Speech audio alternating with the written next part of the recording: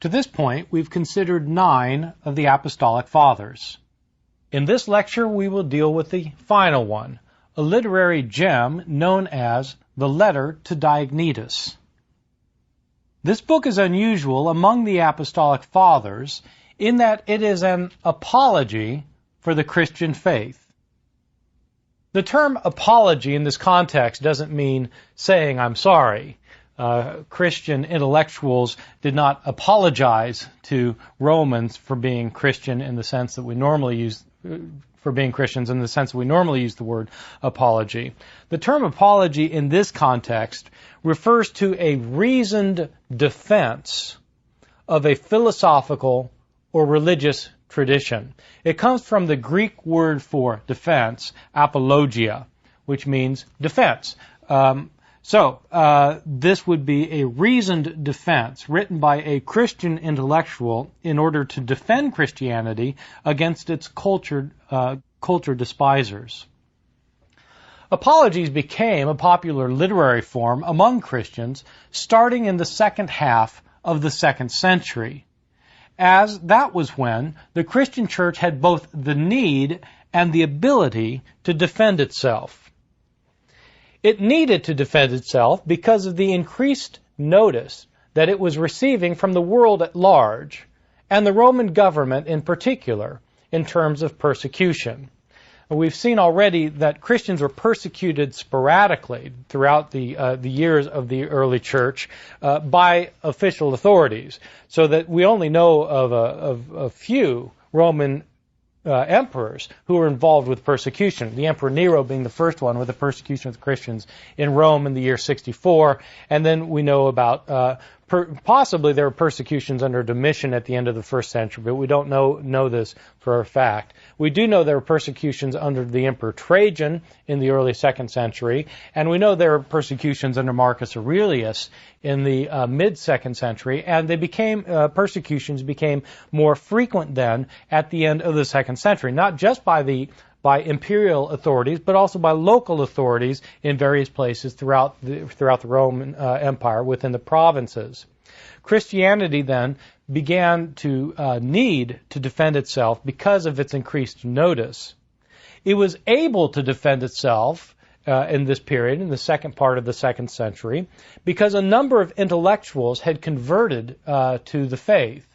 These intellectuals could argue for Christianity's innocence before the state on the one hand, and its moral and religious superiority on the other. There were not very many Christian intellectuals in the early decades of the church. As you know, Jesus himself was a lower-class peasant from Galilee. He was a rural person who didn't have a high rhetorical training of any kind. His earliest disciples were all lower-class peasants from Galilee. Soon after Jesus' death, there were occasionally people who were intellectually inclined who converted, such as the Apostle Paul, but Paul must have been one of the real exceptions. Paul's letters are difficult. He was obviously a very smart man, and it's an interesting question to ask how many of Paul's readers would have been able to make sense of his letters. When you read Galatians, it turns out it's a very difficult letter to understand, even among people who have spent 20 or 30 years trying to study Galatians. I have friends who write books on Galatians who have studied that book for 20, 30 years, and they still disagree about what it means. It's a very complicated book. The idea that Paul's readers could have just read it once and known exactly what he was talking about really defies belief. I think that probably Paul was engaged in intellectual exercises that most of his readers couldn't follow. In any event, Paul was an exception to the rule that most people in the early church were not among the intellectual class. By the end of the 2nd century, though, as Christianity is increasing in size, there are people converting to the faith who are intellectuals. How quickly was Christianity expanding in this period? It's very difficult to say how quickly Christianity grew. Let me give you the basic numbers that most historians think are at least not completely problematic. In other words, these are the least problematic numbers that have been advanced by historians. Most people would agree that Jesus' followers started out as a group of disciples in Jerusalem after his death. And according to our earliest tradition, we're talking about 11 men and a handful of women. So say something like 20 people right after his death. By the beginning of the 4th century, about 300 years later, there are reasons for thinking that Christianity made up something like 5% of the empire. That Christianity by the early 4th century made up something like 5% of the empire. By the end of the 4th century, Christianity had exploded onto the scene. It exploded onto the scene because the Roman emperor himself, Constantine, converted to Christianity. Once the emperor converted to Christianity, Christianity was no longer a persecuted religion, but a favored religion, and it became a very popular thing for people to become Christian. So that by the end of the 4th century, probably half of the entire empire was Christian. So there's an explosion of conversions in the 4th century. But prior to that, we moved from there being something like 20 followers of Jesus after his death to being something like 5% of the empire. Now, the empire, it's difficult to come up with an accurate estimate of the demographics of the period, but most scholars put the empire's population at around 60 million people. So we went from 20 people in around the year 30 to maybe something like 3 million people at the beginning of the 4th century. People crunch the numbers in different ways, but the short story is that you don't have to have had massive conversions to Christianity in order to go from the small beginnings to the rather large outcome at the beginning of the 4th century. What you need is a steady rate of growth. One scholar has estimated that if you calculate a rate of growth of about 40% growth every decade, a steady stream of growth about 40% per decade, then you would get to the necessary numbers at the beginning of the 4th century. So that you don't need to have some kind of massive evangelistic rally where thousands of people convert at one time in order to get the larger numbers by the 4th century. You just need steady growth, 40% every decade. That's an interesting number, by the way, because that's the percentage of growth rate that the Mormon Church has experienced since its founding in the 19th century. It has grown and continues to grow at about 40% per decade. So Christianity is growing, and here in the late end of the 2nd century, it's probably growing, say, 40% a decade. It goes up and down, but it's not a completely steady state. It goes up and down. But there are enough people converting that some of the people converting are real intellectuals. These real intellectuals both see the need to convince others that Christianity is harmless and should not be persecuted, and they have the ability to do so because they are, after all, trained rhetorically and can write effective responses to the situation of oppression that Christianity was facing. These intellectuals include people like Tertullian in North Africa, a man named Origen in Alexandria, Justin Martyr in Rome, and several other people that we'll see in the course of this lecture and the next. Christianity, of course, faced a context of persecution in its first 2 centuries. As we saw in a previous lecture, Christians were unpopular among the general populace because they were known not to worship the state and local gods. And also because, as we'll see in the next lecture, because Christians were largely suspected of committing social improprieties. Now, that might seem strange to think that Christians, in fact, were committing social faux pas and were widely regarded, in fact, as being immoral, but that is the case. They were regarded as immoral and unethical, as we'll see in the next lecture. The main problem with the Christians, though, is they did not worship the state gods, and most people thought that if you didn't worship the gods, the God would punish you, so that if you were experiencing any suffering, it was because the gods were angry at not being worshipped. Christians didn't worship the gods, and therefore Christians were to blame.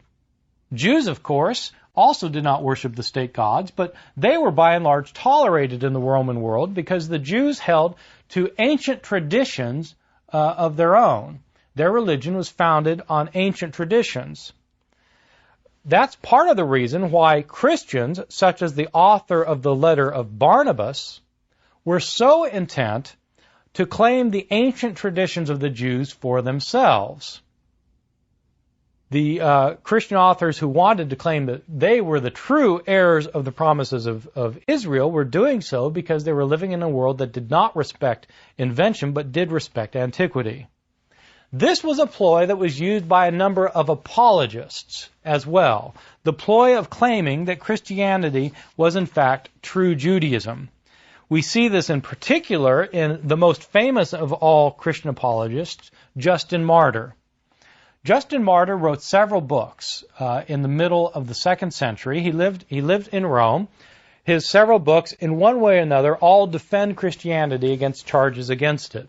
One of Justin Martyr's favorite claims is that Christianity must be true because Christianity fulfills the prophecies of ancient prophets. That shows that it's given by a divine supernatural being. Because otherwise, how could you have prophecies 800 years before the fact that come true in Jesus if God weren't directing affairs on earth? And so he has a number of arguments that will be familiar even to modern Christians today, because these arguments continue to be used. For example, Justin Martyr points out Jesus was born of a virgin. Well, Isaiah chapter 7 verse 14 predicts that there will be a child born of a virgin. And that this one will be called God is with us. Justin argues that Jesus was born of a virgin, and therefore Jesus, 800 years after Isaiah, fulfilled the prophecy, which shows that God was at work not just in Isaiah, the Jewish prophet, but also in Jesus himself. Jesus then and his followers fulfill the predictions of Scripture. Or Isaiah chapter 53. Which Justin also takes to be written 800 years before Jesus, Isaiah 53, which talks, in Justin's opinion, about the crucifixion of Jesus. Well, how could Isaiah, 800 years before Jesus' death, know how he was going to die? Because, for Justin, God inspired Isaiah and sent Jesus to fulfill his prophecy. So that this religion is divine from beginning to end. And so Justin's books, we have 3 of his books that survive today, are not just about fulfillment of prophecy, but they're largely taken up with this issue of how Christians, how Jesus fulfilled the prophecies of the Jewish prophets. As it turns out, this ploy of using fulfilled prophecy to demonstrate the truthfulness of Christianity is not used by the anonymous author of the letter to Diognetus. This author, in fact, defends the faith by using other kinds of arguments. So that even though proof from prophecy was very common among Christian apologists, it's not used by this particular author. Even though the letter to Diognetus is a stylistically superior work, it's written in very good Greek, as opposed to most early Christian writings, this book was not well known throughout antiquity. As it turns out, the letter to Diognetus is never mentioned, let alone quoted, by any other early Christian writer. In fact, the letter to Diognetus remained completely unknown, we didn't even know it existed, until a manuscript containing its text was accidentally discovered in 1436. It's a somewhat peculiar story, and I don't have all the details. I've tried to track them down, but I don't have them all. But there was a young cleric who was in a fishmonger's shop in Constantinople, apparently buying some fish, and fish were being wrapped up in old scraps of paper and other writing materials that were just thrown out, and so they're wrapping up the fish. And he noticed that some of the papers being used to wrap fish, in fact, had writing on them that looked to be quite ancient. And so he pulled this paper out, and he noticed that, in fact, it contained some ancient writings. And it turns out that it was a manuscript that contained this letter to Diognetus, found in a fishmonger's shop in Constantinople in 1436. This manuscript, once it was recovered, was transcribed by scholars several times over the course of the next couple of centuries. So scholars took it and copied out its text so that we'd have copies of the text. Unfortunately, the manuscript itself that this fellow found in 1436 was eventually deposited in the Municipal Library of Strasbourg, where it was destroyed by fire during the bombing of the city in the Franco-German War in 1870. So this is a manuscript we didn't know existed. It was found, and it existed for 444 years until it was destroyed again. So we still don't have the manuscript. But luckily, we do have the copies made of the manuscript by scholars over those 4 centuries. Given the fact that the book is not mentioned by any other Christian author, it's rather difficult to say very much at all about it. Its author is anonymous, so the author doesn't tell us who he is. He does name the recipient of his letter, though. It's a man named Diognetus. Now, the name Diognetus literally means someone who is born of Zeus. Diognetus means born of Zeus, which presumably means that that the recipient is a pagan, a non-Christian, a worshiper of Zeus. At least his parents wanted him to be. And it's clear once one reads the letter to Diognetus that, in fact, this person is a pagan that the author is trying to defend Christianity to. Diognetus is called Most Excellent Diognetus in the letter, so he may, in fact, be some kind of Roman official, or at least a person of high status. As it turns out, there was a Diognetus who was the tutor of Marcus Aurelius, the Emperor Marcus Aurelius. And so Diognetus is not a completely rare name in the ancient world, but being a tutor of Marcus Aurelius, that's about the time it looks like this book was probably written. It may be this author's writing this letter to the tutor of Marcus Aurelius. Now, I should say with these apologies, frequently apologies were written by Christians directly to the Roman emperors. But there's nobody who really thinks that the Roman emperors were sitting down reading Christian apologies as if they had nothing better to do with their time. And so probably these apologies are meant to be open letters that are sent to somebody important, theoretically sent to somebody important, but actually serving as open letters. And that may be the case here with the letter to Diognetus, possibly the tutor of Marcus Aurelius. Or it may be that his name is simply a cipher for an imaginary reader. We have instances of this in early Christian literature. The best known instance of this involves the New Testament books of Luke and Acts. Whoever wrote Luke and Acts, again, these books are anonymous, wrote them, addressed the books to somebody named Theophilus. Most excellent Theophilus. Some people think Theophilus was an actual person, again, maybe a Roman official of some kind. Other people thought that Theophilus, in fact, is just a cipher for an imaginary reader. The name Theophilus means beloved of God. And it may be that this author of Luke Acts is writing his book for Christians who are beloved of God and just addresses it to somebody that he makes up the name because this lends credibility to his writing because it's being addressed to somebody allegedly important. So just as in the case with Luke Acts, it may be that the letter to Diognetus is addressed not to a particular person, but is meant to be a book openly read. Scholars dispute the date of the letter to Diognetus, but given its apologetic concerns and the theology in it, which by later standards would be somewhat unsophisticated, even though it's written in elegant Greek, its theology is somewhat unsophisticated. It may be best to date the letter sometime to the middle or to the late 2nd century. I want to spend the rest of the lecture actually looking at some of the things that this anonymous author says in defense of Christianity. The theme of the book is stated already at its outset, and so this is how the book begins. Since I see, most excellent Diognetus, that you are extremely eager to learn about the religion of the Christians and are wishing to discover which God they obey and how they worship him, so that they despise the world and disdain death, neither giving credence to those thought to be gods by the Greeks, nor keeping the superstition of the Jews, I welcome this eagerness of yours and ask that I may be allowed to speak in such a way that you derive special benefit by hearing.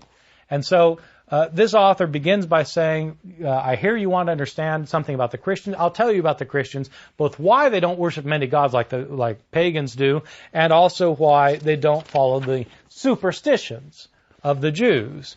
And so the first 2 chapters then are taken up in showing how Christians are different from both pagans and Jews. First, the author deals with the question of Christian views of the pagan gods, where this author engages in a kind of standard polemic against the polytheists of his environment, where he says, if this is actually sent to somebody who himself is a devout pagan, it's a little bit hard to explain, because this person is quite avid in his opposition to the pagan gods and says some rather unkind things about those who worship the pagan gods, as we see in chapter 2. Consider the true nature and form of those you call and consider to be gods, not only with your eyes, but with your mind. Is not one of them a stone, like that which we walk on, and another copper, no better than utensils forged for our use, and another wood already rotted, and another silver needing someone to guard it to keep it from being stolen, and another iron being eaten away by rust, and another pottery no more attractive than that which is fashioned for the most disreputable purposes? In other words, pottery, just like a chamber pot you have in your house, that's the stuff that you make your gods out of, or wood, or iron, and so he says these are all destructible matter. How can you possibly say that these are gods? They're made by the coppersmith, by the sculptor, by the silversmith, by the potter. And these craftspeople could have shaped these gods into some other shape if they wanted to. What is so special about these things as God? These are the things that are worshipped by you. Could they not have been made by human hands into utensils similar to all the others? Aren't these gods deaf and blind and lifeless and unable to perceive and unable to move? Are they not all rotting? Are they not all decaying? These are what you call gods. These are what you serve. These are what you worship. And the end, these are what you become like. So this is a rather vicious argument against the pagan gods. They're like other things that are made by human hands. In attacking the polytheistic religions as worshiping idols, I should point out that probably this author and other opponents of idol worship are not really giving the polytheistic religions their due. Most pagans didn't really think that this statue of the god was a god. This statue might have been the means by which God manifested himself into the world, or a physical representation of the god. But most pagans didn't really think that this statue itself is the god. I mean, the god is somewhere else, and the statue represents God. This way of polemicizing against idols, though, is common in both Jewish and Christian authors. As far back as the book of Isaiah, we get Jewish polemic against worshiping idols.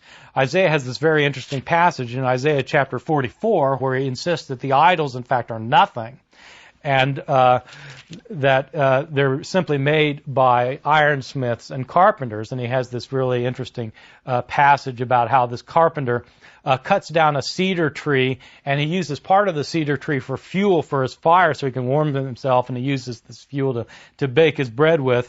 And so half of the cedar tree burns in the fire, and the other part of it he makes into a god, and then he bows down to it and it says, "Save me, for you are my God."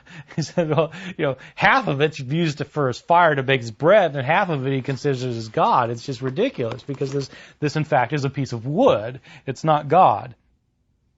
This author, the letter to Diognetus, again, takes this kind of standard polemic and applies it to his current situation. The Christians don't worship pagan idols because it's silly to worship pagan idols. Moreover, the author goes on to say that Christians are not Jews. And so beginning of chapter 3, I suppose you especially long to hear about why Christians do not worship like the Jews. Well, that would be a natural question for a polytheist in the ancient world. So you worship only the one God, the God of Israel, so you must be Jewish. This author wants to say, no, we're not Jewish either. We don't worship the many gods that you do, but we also don't worship the God of the Jews. Because, he says, those who suppose they are performing sacrifices of blood and fat and whole burnt offerings, and therefore to be bestowing honor on God by these displays of reverence, seem no different to me from those who show the same honor to the gods who are deaf. One group giving to gods who cannot receive the honor, the other thinking that it can provide something to the one who needs nothing. You think God needs your sacrifices the way Jews sacrifice to their God? Why would God need a sacrificial religion? He's in no need of blood and fat and smoke. Why then sacrifice to him? And I do not think you need to learn about me about the Jewish anxiety over food, their superstition about the Sabbath, their arrogance over circumcision, and the pretense they make of fasting and their celebration of the new moon. Ridiculous matters and unworthy of argument. So he's making fun of the Jewish religion as being highly superstitious. And on that point, probably he would have his pagan reader agreeing with him, because Jews throughout the empire were mocked for their religious practices. Circumcision, cutting the foreskin off your baby boys, what kind of barbarism is that? Not being able to eat shrimp or pork? Well, what kind of religious observation is that? Not working one day of the week? Jews took the seventh day off. Everybody else worked. There was no such thing as weekends in the ancient world.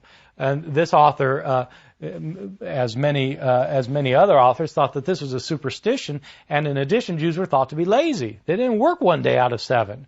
And so the author is assuming, I think, that his reader is going to agree that Jews are superstitious. So on the one hand, you have pagans who worship false gods, who aren't really gods, and then you've got Jews who are superstitious, and over against that then, he sets the Christians. He indicates that Christians did not learn their religion from any human means, and you can't understand it by any human means. Christians are like everyone else in the world in that they live in the world, but they are superior to the world. According to this author, what the soul is to the body, this is what Christians are in the world. And so he likens Christians to the soul that is found within people's body. He indicates that the soul lives throughout the body, but it doesn't belong to the body. It's separate from the body, just as the Christians live in the world, but they don't really belong in the world. They're a different essence. The soul, which is invisible, is put under guard in the visible body. Christians are known to be in their world, but their worship remains invisible. It's secret. The flesh hates the soul, just as the world hates the Christians. But the soul is the thing that benefits the body. It's what gives the body purpose. It's what gives the body life. So the soul is imprisoned in the body, but it benefits the body. Christians are hated by the world, but they benefit the world. The soul, which is immortal, dwells in a mortal tent. Christians temporarily dwell in perishable surroundings, but await that which is imperishable. God has appointed them to such a position, and it would not be right for them to abandon it. This author goes on to indicate that the religion that the Christians follow was not a dreamt-up religion. It came, in fact, from the one true God himself. He indicates as well that this God of the Christians, who has given such a superior religion to the world, is far above anything that non-Christian pagan minds can imagine. He points out, for example, that pagan philosophy comes up with ideas of God that are completely unsatisfactory. For example, some philosophers say that God is fire. Others say that he's water or some other element. In fact, God is far beyond fire, water, or the other elements. This God, the one true God, has created the world itself, and he's given people an opportunity to repent. This author insists that people need to repent because the end is coming soon, and if they don't repent, then they will be tormented by eternal fire. And so this is a defense of Christianity written by a Christian intellectual who's trying to reason with his reader to try and show that this Christian religion is superior to other things in the religious world of his day, in the Roman Empire. And so let me sum up. The letter to Diognetus is an example of Christian apology.